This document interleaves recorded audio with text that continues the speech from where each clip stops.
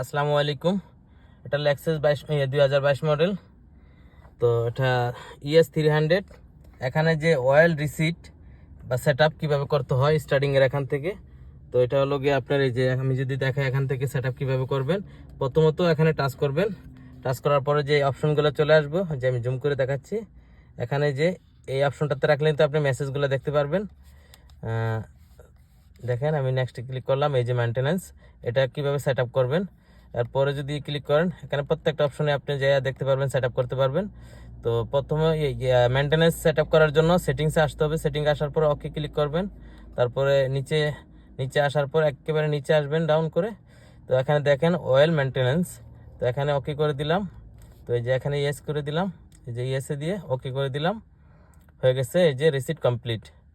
তো এভাবে করে আপনার যে হাইব্রিড গাড়ির 2022 মডেল, তো এখানে যে মেনটেন্যান্স এগুলো সেট আপ করে নেবেন। ওকে, ভালো থাকবেন, বাই বাই।